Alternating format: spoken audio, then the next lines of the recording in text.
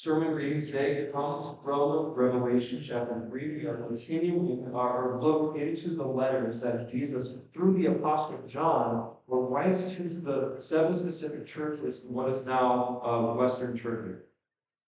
To the angel of the church in Philadelphia, write, "These are the words of him who is holy and true, who holds the key of David. What he opens, no one can shut, and what he shuts, no one can open.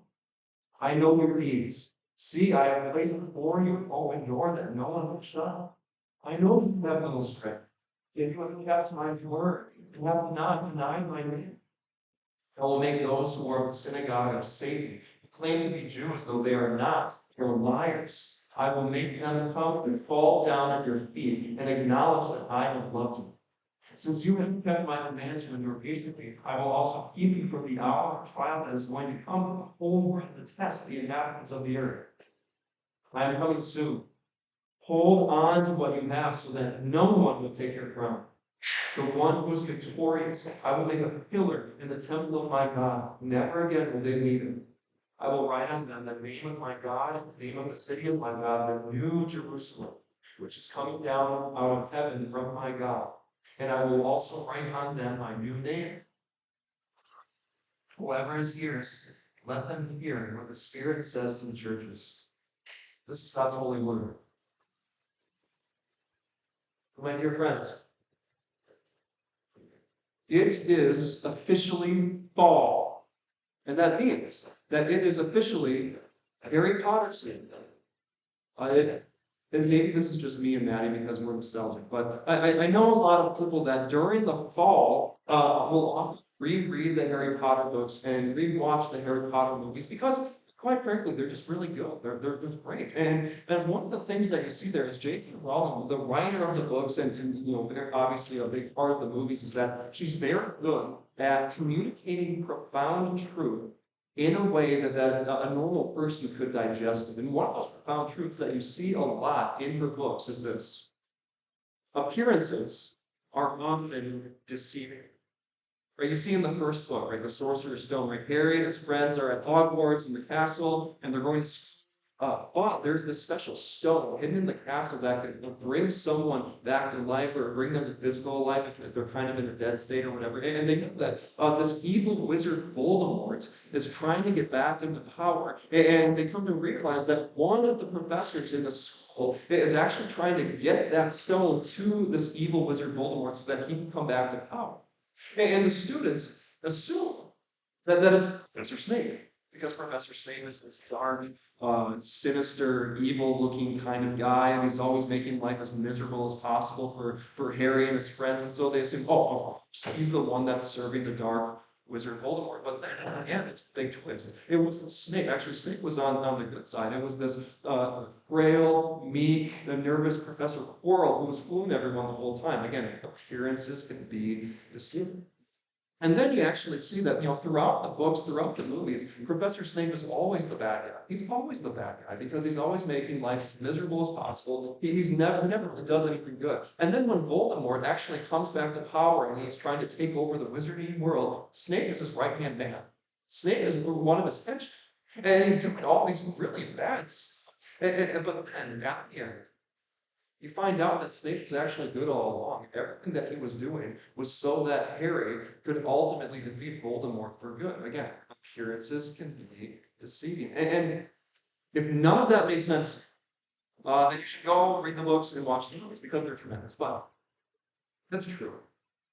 And the same was true 2,000 years ago. Appearances can be deceiving. We saw this last week when we saw Jesus address the church in Sardis. If you saw the church in Sardis, you would assume that they are, wow, so active, so alive, because they're doing all this stuff and they're so big and they're so successful, right? But then Jesus actually goes to them and says, yeah, you have the appearance of looking alive, but really you're dead. And this week, you see the opposite thing happen. Right, in the church in Philadelphia, Jesus says that you have little strength. What that probably means is that in a city like the ancient city of Philadelphia, Philadelphia was on the road that merchants would take when they wanted to do trade out east in Asia. So especially if they're going to India, they would always pass by Philadelphia first. So Philadelphia was a very wealthy, prosperous, rich city. And so in a city like that, well, the Christians there were likely very rich. In a city like Philadelphia, where there's all this hustle and bustle, it's a crowded city, there's all this business going on, well, they could have looked at the church, the Christians, and thought, well, they must not really be alive. They must really be dead because they don't have very many people. They're not really doing that much. It just seems like they're kind of flat and they're just dead. And in a city like Philadelphia, where there's a lot of schooling, there's a lot of philosophers, there's a lot of education, and they were looked at the Christians who seemed very uneducated, very unsophisticated, very shabby. They said, yeah, they're really not very impressive. There's not a lot to them. Yet Jesus says, no, you are alive. You are absolutely alive. You have kept my word. You have done everything right. You notice this. Jesus, this is one of the first letters that we see that Jesus has no criticism. He always has something bad to say. He does not criticize them. In fact, he just encourages them. And so this is the encouragement that Jesus gives to the faithful, struggling church. And it's printed in your bulletin. Number one, the door is always open. And number two, don't let anyone steal your crown. Point number one, the door is always open. So Jesus, like all these letters, he identifies himself using picture language. And here Jesus says that he has the key of David and that he is true, he is authentic, he is holy, he's right, everything he does is good. And that he opens the door and no one can shut it. And when he shuts the door, no one can open it.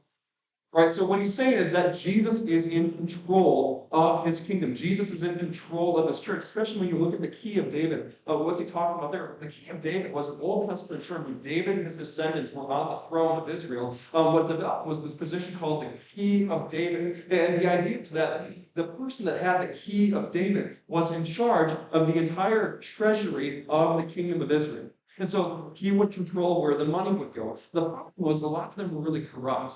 And they would just give all the money to their rich friends and neglect the poor, when they should have been giving more to the poor and just making sure that everyone was getting enough, right? They didn't do that. And Jesus says that he has the ultimate key of David, that he is the one who is in control of all the blessings and all the salvation of his kingdom, the church. Now the question is, why does he say it like this? Right? He could just say, hey, I'm in control of everything to the church of Philadelphia. He says, I have the key. I open the door. But what's he talking about? Well, the thing is, the church in Philadelphia likely had a lot of doors slammed in their face, both figuratively and probably physically. See, in the city of Philadelphia, like many ancient cities in this part of the world, there was a settlement and a community of Jewish people. Right, and they would have probably their own part of the city. They would have a synagogue where they would worship. They often kind of kept to themselves, right? Just all these Jewish communities. And then what would happen was when Christ died and then was risen again and then ascended to heaven, he told his disciples, hey, go to all nations, right? Go tell people about me. Go into all the world. And so what Christian missionaries at this time would do, like we see this with Paul, is that they would often go to the synagogue first. Whenever they would go into a city, they would go to the synagogue, to the Jews first. Well, because they are God's chosen people, and they have what we call the Old Testament. Right? You read your Bible, like the first chunk is the Old Testament, and then they didn't have the New Testament yet because it was being written, right? It was happening. And so Jesus' Bible was really the Old Testament, and their whole Bible was the Old Testament. So when Christian missionaries would go to the synagogues, they could say, hey, we do too, and let's go through the Old Testament and show you that Jesus is actually the Messiah. Jesus is the one that we are supposed to be expecting to save us from our sins. And so it was often the Jewish people that were the first Christians. And that makes sense because Jesus' disciples were all Jewish. And so this church in Philadelphia was probably majority Jewish. But here's the problem. There were a lot of Jewish people, as we see in the gospel reading for today, that did not accept Jesus. Well, why not? Well, there's a few things here. First of all, as you see in the gospel text, Jesus did not claim to just be a teacher or a rabbi or a prophet. No, he said, if you see me, you see God the Father, right? He very much claims to be the God of the Old Testament. He says, I am the God that you claim to worship right in front of you. A lot of the Jewish people struggle. But Jesus makes it very clear, and he uses the Old Testament to support And in the Old Testament is clear on this too. He said he taught that, and Christians taught too, that salvation is not just for one ethnic group, it's not just for the Jews. In fact, God's will is to save people from all nations. A lot of Jewish people struggle with that. And even Jesus' own disciples, they struggle. Jesus makes it very clear, and again, points to the Old Testament, that you are not saved by God because of your religious performance, or because of your ethnicity, or because of your obedience to the law. The Old Testament is very clear. Yeah, this is the law. No one has obeyed it, so therefore you are going to have to be saved by grace. But a lot of the Jewish people struggle. And so what happened, as we see with Jesus, is that it was the religious authorities that ended up killing Jesus. And so you see something similar on a lesser scale happen here in Philadelphia. It was the Jewish rabbis. It was the Jewish families and the friends of these Christians that were the ones slamming doors, slamming the doors of their homes, parents rejecting their children, saying, "Get out of here, I'm disowning you." The rabbis slamming the door of the synagogue. "You can't worship here. We don't want that Jesus stuff. Well, you can't worship here." And they slammed the doors of heaven itself. Right? They would tell these Christians, "You are blood traitors. You have betrayed the God of our ancestors. You are wrong." And so there, the door of heaven is locked to you. And Jesus comes to these churches, this church in Philadelphia, and says, "That's not right. They're incorrect. The door of heaven is open to you. And those people that rejected you, there's going to be a day when they have to fall at your feet and admit they are wrong." And let me just be clear here. Jesus is not being anti-Semitic. Right? There's no anti-Semitism in the Christian faith. That is absolutely not a thing. It's not allowed. But here's what's going on. Right? Jesus makes a really good point. The problem wasn't that these people that rejected him were Jewish. That wasn't the issue. The problem is that they weren't Jewish in the way that it really mattered, right? The Jews were God's chosen people. And yet they thought, oh, well, it's because we're Jewish ethnically. That's what matters. And Jesus says, no, it's not about being Jewish, God's people in the flesh, but being Jewish, God's people in your heart. So yeah, they're Jews, but they're not really Jews in the way that it matters. And especially because Jesus claims he did not make a new religion. Look what Jesus says. He was not creating a new religion. He is saying, "I am the God of the Old Testament." Christianity is the true religion of the Old Testament, not Judaism. And so again, that's a big. And really the whole point is this: that in Christianity, that it's not your ethnicity that saves you. That it's not your moral that saves you. It's not obedience to the law that saves you. Saves you actually has nothing to do with you. It's Jesus' performance. It's Jesus' obedience to the law in your place, doing everything and being everything that you should, and then going in your place to the cross and being punished with the punishment that you should have suffered. That is why the door is always open. That is why you are accepted and loved and forgiven and therefore holy before God and saved. The door is always open. There. Point number 2, don't let anyone steal your crown. Now, I know what you're thinking. You're saying, "Yeah, Pastor, we know, right? Yeah, we're not saved by our moral performance. We're not saved by obeying the rules. We're saved completely by Jesus because he did everything in our place." We know, Pastor, you say it every week. True, we say it every week. Do you know why? Because chances are you and I forget it every week. You think about what was the temptation of this church in Philadelphia, right? All these churches, you'll notice this, they have different individual temptations that they struggle with, right? The church in Philadelphia, they were struggling with, a loss of love, right? They weren't growing prideful and cold like the church in Ephesus. It's not that this church in Philadelphia was tolerating horrible false teaching or just shocking immorality like the church in Thyatira. What was their temptation?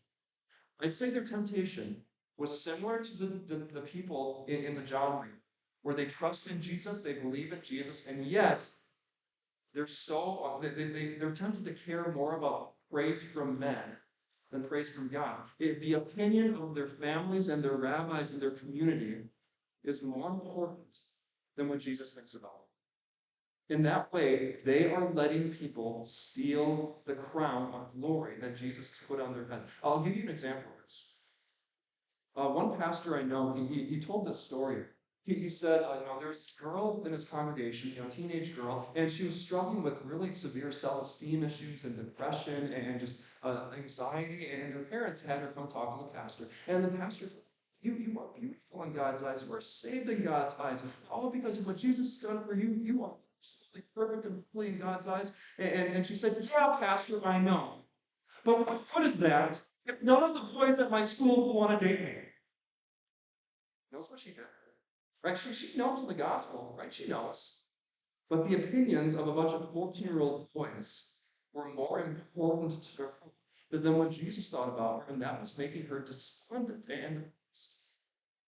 I'll gladly admit, I have done the exact same thing. I remember about a year and a half ago when that seminary called, found out that I was coming to St. John's. 2 days afterwards, I came back from the seminary. School was out, but I was walking in, and then I got all my stuff from my desk to take it out. And as I was leaving, there was a professor that walked by, and he said, "Oh, Sam, how's it going?" I said, "Oh, yeah, good." And he said, "You're going to Whitewater. How do you feel?" And I was just honest with him, and I said, "Well, I'm pretty nervous." And he asked, "Well, what are you nervous about?" And I said, "Well, it's a smaller congregation, and you know, what if my preaching doesn't work? Well, what if I say or do something dumb and people don't want to follow me as their pastor and they leave the congregation and the church has to close its doors and I have to tell people that I was a failure." And if you don't think like pastors think about that, they do all the time. And I said, "Yeah, I'm really nervous about the campus ministry. There's a lot of well students at UW Whitewater, and what if I don't do a good enough job of getting them into Bible study and getting them involved in campus ministry? What if they think I'm weird and boring, and they don't want to be involved in campus ministry, and then I have to report my numbers to the synod higher ups, and what if I have to tell them, yeah, I'm not doing my job well? What if I have to tell people that I look up to and tell them, I'm a failure? I'm a failure. I haven't done my job well. And what are my classmates going to think about me when they found out that I'm a disappointment? What are the pastors that I look up to going to think about me? What are my professors going to think about me when they see that I am a failure? And I was kind of hoping and expecting that the professor would say, "Oh, no, you did great." He didn't say that. But he did say this. He said, "You need to fix your theology." And that threw me off guard. He said, "You need to fix your theology." I thought, "I need to fix my theology. I got awesome grades in theology class. What are you talking about?" But no. He said, "You are so nervous and you are so afraid because in this moment, you care more about what other people think about you than what Jesus has declared you to be. You care more about what people think about you than what Jesus thinks of you." And he said, Jesus has declared you to be whole. Jesus has declared you to be perfect and enough. Who cares what I think? Who cares what your friends think? Who cares what your professors think? Who cares what you think, Sam? He was absolutely right. He was absolutely right. I needed to fix my theology.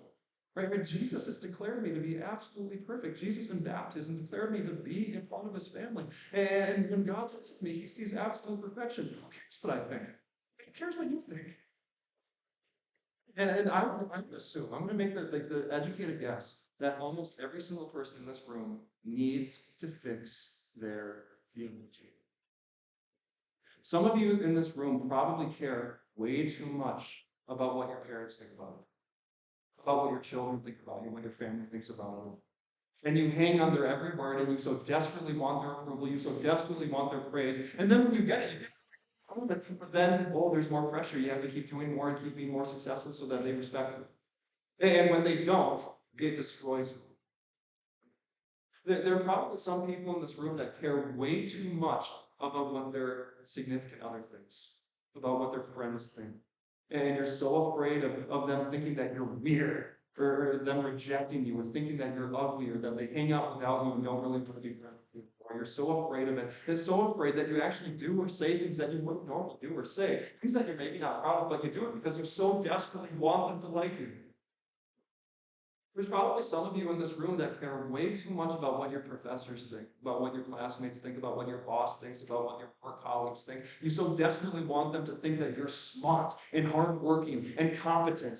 You may even lie a little bit about yourself and embellish your accomplishments a little bit because you just so badly want them to think that you are really, really good at your job or really smart. And you are so desperately trying to get that professor to say something good about you or that boss to praise you. And you so desperately want that paycheck or that raise or that internship or that position. And when you don't get it because there are people probably just a little bit more gifted than you, it just some of you probably care a little bit too much about what your Instagram and your TikTok and your Twitter followers think. And your entire identity hangs on how many people retweet your tweets or like your Instagram posts. You care way too much about it. And you get angry and jealous at other people who have more than you. And then you kind of look down on people who have less followers and less likes than you as if like you're better than them because more people like your posts than theirs. You need to fix your theology. If what Jesus says is true, that he saved you and that he has declared you to be absolutely perfect and holy and enough, who cares what anyone thinks about it? Well, it's true. Jesus says he's coming soon. He's coming soon. In the end, is it going to care what your family, is it going to matter what your family thinks about you? Is it going to matter what your significant other thinks about you? Is it going to matter what your boss thinks about you? Is it going to matter what you think? No. What's only going to matter is what Jesus thinks about it. He is the only one that opens the door to heaven. Really, it only matters what he thinks. And he thinks you are perfect. He thinks you are glorious. He thinks you are absolutely enough. When Jesus looks at you, he doesn't see a work in progress. He doesn't see a failure. He sees this perfect, beloved member of his family. And the best part about that, the only opinion about you that really matters, is that it's the only opinion that you don't have. It's all given to you completely by grace. And the last point I want to make is this. You look at what Jesus encourages his people with, to the one who's victorious, to the one who doesn't forget the gospel, who cares more about what I think more than what anyone else thinks. This is what Jesus has in store for you. It's actually a little bit bizarre. He says, you are going to be a pillar in the temple of my God in the New Jerusalem, and you're going to have names etched on you, carved into you, the name of God, the name of the New Jerusalem, and Jesus' new name. What on earth is Jesus talking? Well, something to know. The ancient city of Philadelphia was known for its violent, destructive earthquakes. They would have all these bad earthquakes. And when people would feel the rumble of the ground, they would all sprint out of the city because, there's all these buildings and with all these columns. And if you're in the city when this happens, you might get crushed by a falling building. So everyone gets out. And then when they go back in and assess the damage, and they see that, there's some buildings that fell apart, but the columns, the pillars, stayed. The pillars often don't fall over. The foundation of the pillars stays. And so Jesus is saying that if you trust in me, if you know what I've done for you, and you know what I think about you, and that is what defines you, that is what drives you, you will be a pillar in the temple of my God, and nothing will shake you. And he says that you are going to have a new name. God's name itself is going to be etched into you. Your new home, where you belong. Not this earth, but the new heavens and the new earth. That is your true. And Jesus' new name. Think about this. When Jesus was on earth, did people think he was really all that great? They laughed at him. They laughed at him. They rejected him. And yet now he's absolutely glorious and perfect. And when he comes back, no one is going to be able to deny that he is God. And that's your new name. You're glorious. You're perfect. And no one will be able to deny that you have been loved by the Lord God of heaven and earth. Are there going to be earthquakes? Yeah. Yeah, there are going to be things that might shake you a little bit. The truth is, there are going to be people that reject you. That's real. Of course there's going to be. You think everyone's going to be condemned? Or are there going to be people that are more gifted than you? Yeah. Are there going to be people that get the promotion that you want? Yeah. Are there going to be people that get better grades and more praise than you? Yes. And if you know people and you've experienced that, you understand how much that can shake you. You understand how that just destroys the foundation of who you are. But Jesus says, no, that's not true for you. That's not true for my people. Because, you may be a disappointment. You may be a failure. But when Jesus looks at you, he doesn't see a disappointment. He doesn't see a failure. He doesn't see a work in progress. He sees absolutely perfect, absolutely enough, absolutely worthy of every blessing that heaven can offer. He's ravished by it. He's delighted in it. And my goodness, if that's how Jesus looks, if that's how Jesus thinks about you, on earth are you to disagree with him? Amen.